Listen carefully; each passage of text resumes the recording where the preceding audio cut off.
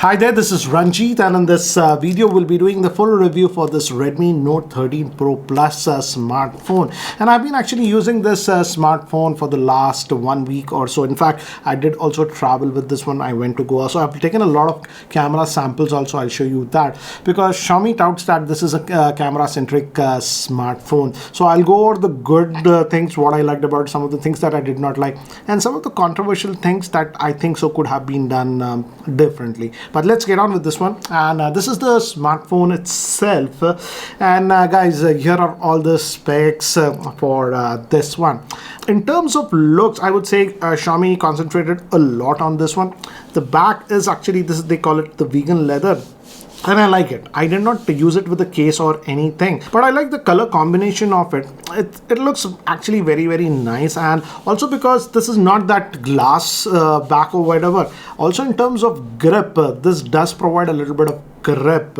I also like the ergonomics of this one. The back is also slightly countered, so it is actually easy to hold in the hand, though relatively it's a big device. This is actually having that 6.67 inch screen, but because how they have countered it, it actually feels good. It also have this curved glass. Some of you will like it, some of you won't, but luckily in my past 1 week of usage I did not have many accidental, what do you say, that clicks or whatever we have on this edge screen. So that way it's nice. Coming to the screen, it's a good quality screen, 6.67 inch. It's an AMOLED screen, that is full HD plus, and this will go up to that 120 Hertz refresh rate. So that way it's a good screen. And also I would say in this price point, I'll talk about the price point also in the later part of the video, but in this price point I feel the screen quality is pretty decent, and also it can go pretty bright up to 1800 nits. But one small con that I've noticed is that though it can go 1800 nits if you keep it on auto brightness, but suddenly if you go in a bright sunny area, it takes actually its sweet time to ramp up the brightness, almost about 10 seconds. So it's not very, very quick. So that is something that I've noticed. This could be fixed with the software update.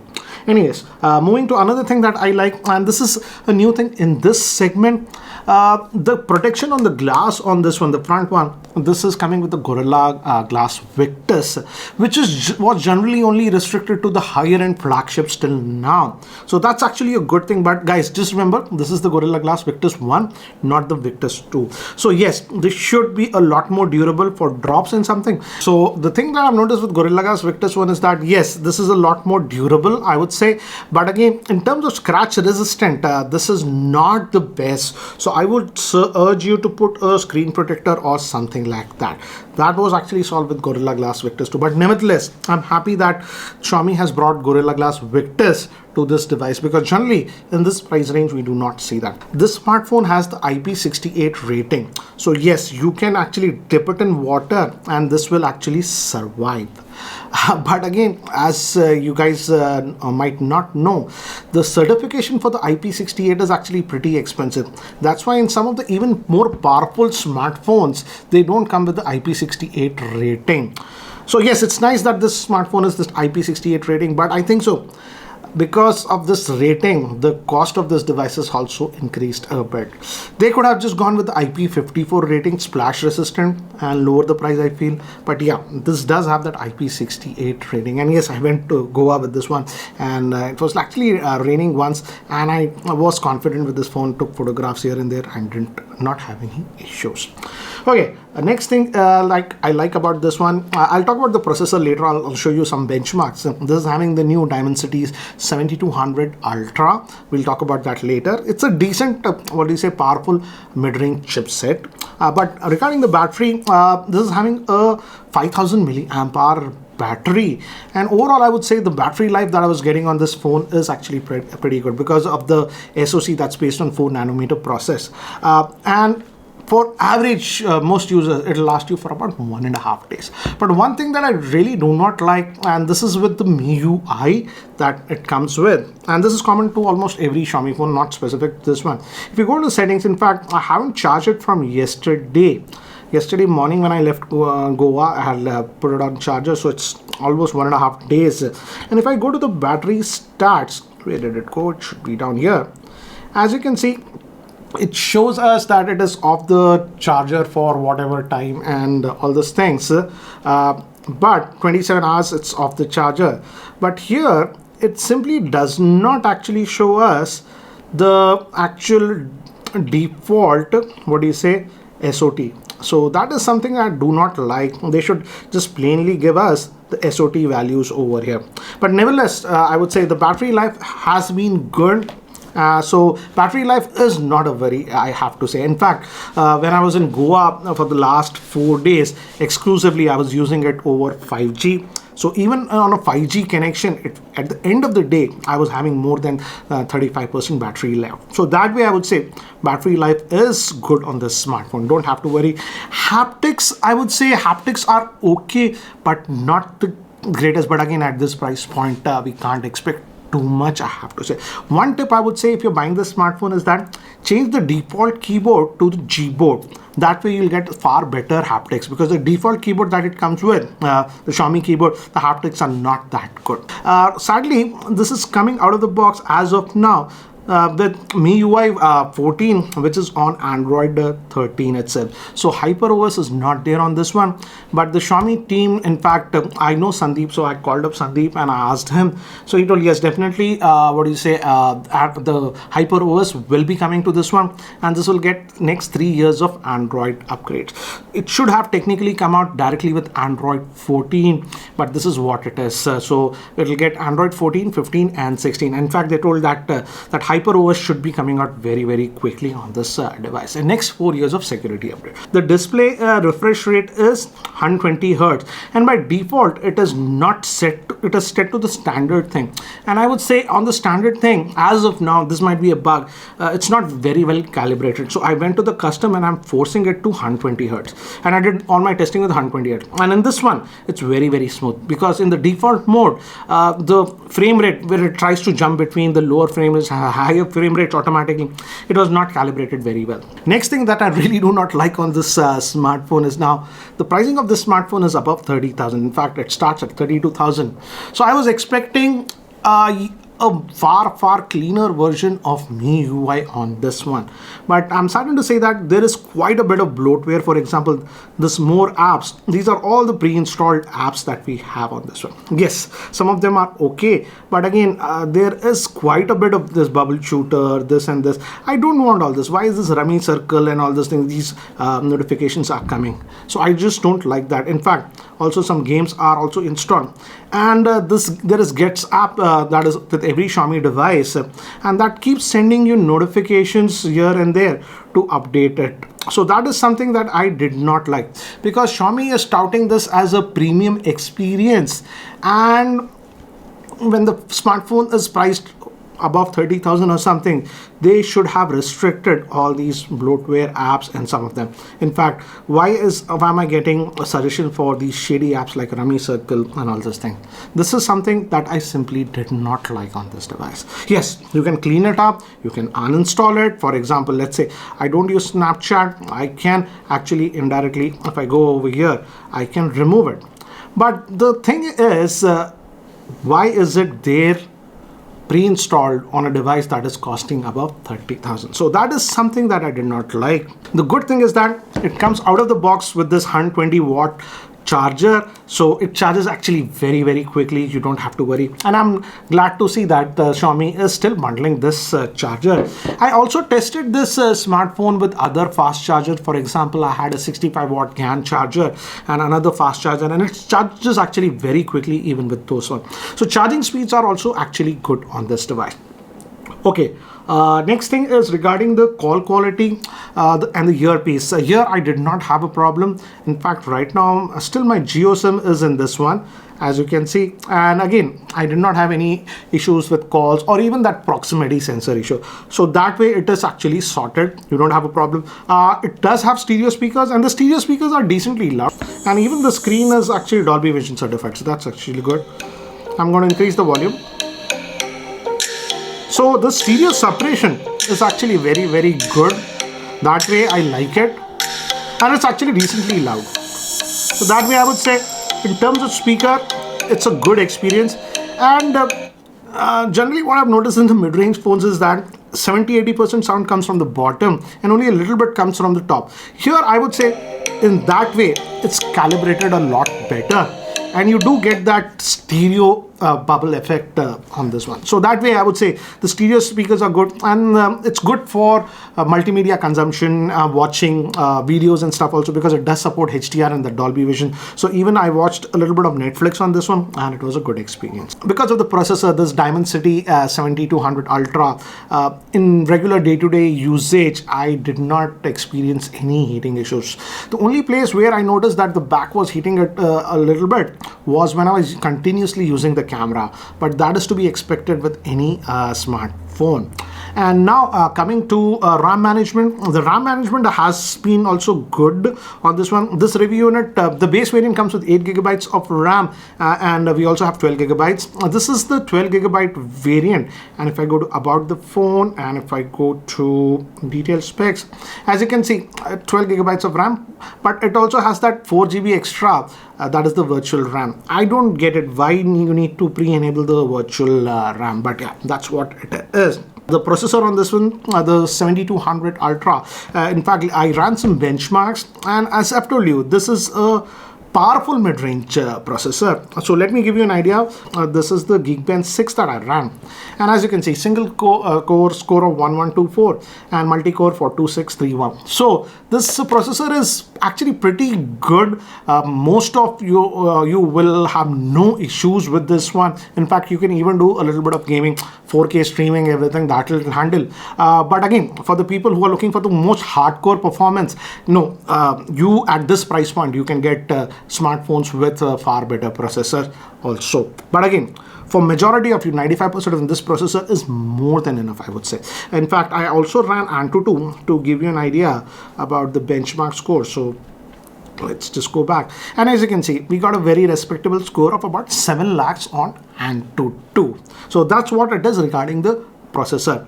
This is not what you say the flagship processor, but a powerful, I would say, premium mid-range processor. The big thing about this smartphone is the camera, and Xiaomi and Redmi team is also touting this as a camera-centric smartphone.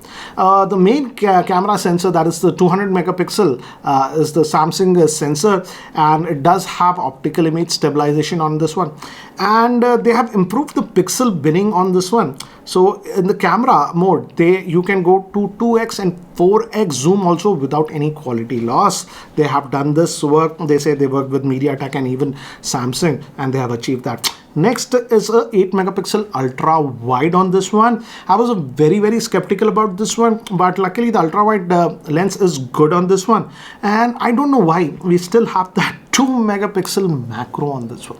Instead of the 2 megapixel macro, they could have given a 13 megapixel ultra wide, because we have seen ultra wides that can incorporate macro. So yes, the main sensor is good, but still having that 2 megapixel on a camera centric smartphone simply does not make sense. Okay, in display fingerprint scanner is there on this one, as you can see, and again, that works well. The front facing is a punch hole one, and this is the camera interface. I won't spend too much time on this one, and the shutter speed is fast on this one. And because of the f-stop, we also get a natural bokeh on this one, even without going to the portrait mode. So you can jump with this 2x and 4x, though this is digital, but you don't get any loss in the image. I'll show you some samples. So let me actually now show you some of the camera samples taken with this smartphone. So these pictures were taken in Goa, and these were in regular mode. And here I enabled that portrait bokeh mode. For the most part, I would say the pictures actually come out really good, as you can see, and even the skin tones, I would say, in most conditions are produced well. This was in the portrait bokeh mode, and the background blur is also good. This was a difficult shot. Half area was in sun, half without, and here I would say the skin tones, it did not get it right. Most of the general pics that I took actually came out pretty good, and I like the fact that the colors are not oversaturated. They are very close to what it actually looks in real life, and also we have ample sharpness. The good thing is that as the main lens aperture is very wide, even without the portrait mode, you can get these very artistic pictures very easily with the main rear facing camera. This is with the main camera in the default mode. Here I invoke that 2x digital zoom, and here the 4x. So even that 4x is very sharp. Again, this is the regular, and this is the ultra wide. One more example, this is the regular shot, and this was the ultra wide. Ultra wide boosts the colors a little bit. These pictures were taken just after the sunset. It's pretty low lighting, but I feel it did a very good job. Here again, this is in the regular mode, and here I invoke the night mode. So the night mode does enhance the contrast and the sharpness. Shooting the video with this Redmi Note 13 Pro Plus, and I've set it to actually 4K. By default it was at 1080p. And they say that the video quality has improved. I'm around a beach in Goa. Oh, wow, amount of shacks. That is just crazy. And you guys be a judge. What do you feel about the video recording with the rear-facing camera? Let me just walk on the beach. So I'm just walking. At least in the preview, it looks stable, so that OIS and EIS might be actually doing its job. But do let me know what do you feel about the same. Recording one more sample. We are at Vagator Beach. Been to this place called Olive Bar. Let me zoom in within the video to see how it works. This one, I would say a decently nice place. Let me zoom back, and I'm back to that 1x zoom, and I'm walking now, and at least in the preview the video is very stabilized. So even in 4K I feel it's employing both the EIS and OIS. Recording this video with the front facing camera of this Redmi Note 13 Pro Plus, such a long name, and the maximum video recording is again capped to 1080p, no 4K for some reason. And as you can see, I'm just walking on the beach, so looks like it's enabling some sort of electronic image stabilization. So what do you guys feel about it? Now I'm against the sun, so the sun was that side, so yes, I think so it's doing that backlight thing pretty good. But what do you feel about the video recording with the front-facing camera of this Redmi Note 13 Pro Plus? I feel they should have enabled the 4K video recording even with the front-facing camera, because they're touting this one as a camera-centric smartphone. Okay guys, so that was the camera samples, and overall I would say the camera performance is one of the biggest strength of this device. They have tuned the main rear-facing camera sensor, that's the 200 megapixel, very well, I would say, and even front-facing is decent. But coming to the cons, as I've told you, I don't know why 4K video recording is not enabled with the front-facing camera. The maximum it can do is 1080p, which I feel is again a bummer, because Redmi is touting this as a camera-centric smartphone. I still do not like the amount of bloatware that is there pre-installed for a device that is costing about 30,000. That simply shouldn't have been actually there. And now coming to the pricing of this one. This one is priced at the base variant that comes with 8 gigabytes of RAM and 256 gigabytes of storage. The good thing is that the base storage is 256 gigabytes, so that's actually good. But the base variant starts at around 32,000. This is without the card offers. If you add that card offer, you get 2,000 rupees discount. So certainly I feel, though it's a good device, stylish device, and camera is a big plus point on this one, but I feel in terms of pricing, Xiaomi team could have been a lot more aggressive with this one, because in the Indian smartphone market we do have quite a bit of competition. For example, we have some devices with iQOO in this around this price point that come with a far more powerful processor. Yes, the camera on those is not as good as this one, but person who's looking for a more powerful device, we have iQOO. For example, even the upcoming Poco X6 Pro, which is supposed to come around 30,000 or even lower than this one, has the far more powerful processor. That's the MediaTek Dimensity 8300, and that gets almost close to double the performance of this one in raw computing. So I feel, don't get me wrong, this device is not a bad device, and I would say this device is for people who are looking for that stylish form factor, and camera is your biggest requirement. But certainly remember that you are paying quite a bit of a premium for the same. I feel Xiaomi should have launched this smartphone for about 29,000 and added some credit card offers. That would have made a lot more sense. So what do you feel about this Redmi Note 13 Pro Plus smartphone? Do let me know in the comment section below. Anyways guys, if you are still not subscribed to the YouTube channel, hit that subscribe button. This is Ranjit and I hope to see you in my next video. Take care guys.